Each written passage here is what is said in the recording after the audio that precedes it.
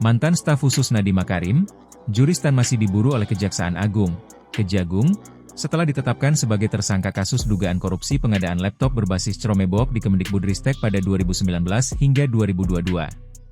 Kejagung sendiri telah mengajukan permohonan red notice terhadap mantan staf khusus Menteri Pendidikan, Kebudayaan, Riset, dan Teknologi, Mendikbudristek, itu. Penyidik masih mencari keberadaan yang bersangkutan dengan berkomunikasi dengan pihak terkait, ujar Kepala Pusat Penerangan Hukum, Kapus Penkum, Kejagung Anang Supriyatna, saat dihubungi Jumat, 5 September 2025.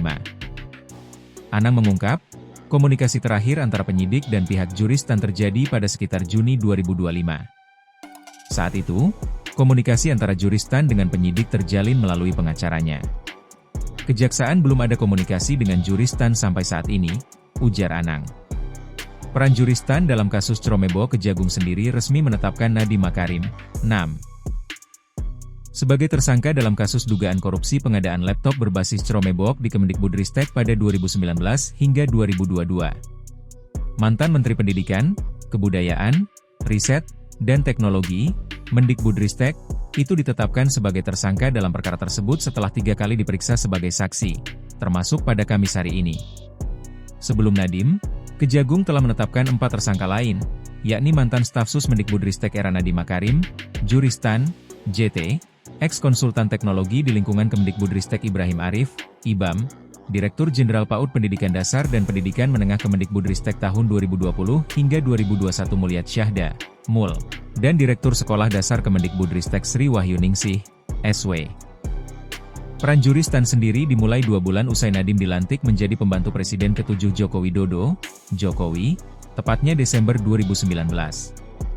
Juristan mewakili Nadiem untuk menemui Yeti Him dari Pusat Studi Pendidikan dan Kebijakan, PSPK. Pertemuan Juris dan Yeti ini untuk membahas teknis pengadaan menggunakan sistem operasi Chrome. Menindaklanjuti pertemuan ini, Juris menghubungi Ibrahim Arif dan Yeti untuk membuat kontrak kerja bagi Ibrahim sebagai pekerja di PSPK. Ibrahim kemudian resmi menjabat sebagai konsultan teknologi di Warung Teknologi pada Kemendikbudristek. Ibrahim lalu ditugaskan untuk membantu membuat kajian yang mengarahkan pengadaan untuk menggunakan produk berbasis Chromebook. Juris diketahui hadir menemani Nadiem saat menemui pihak Google Indonesia pada awal hingga pertengahan tahun 2020.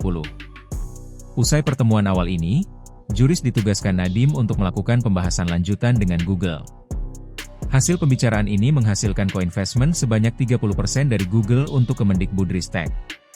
Selaku staf khusus menteri, Juris juga mendampingi Nadiem saat rapat dengan jajaran internal Kemendikbudristek.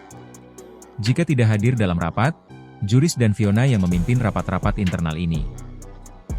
Saat ini, Juristan masuk dalam daftar pencarian orang, DPO-A.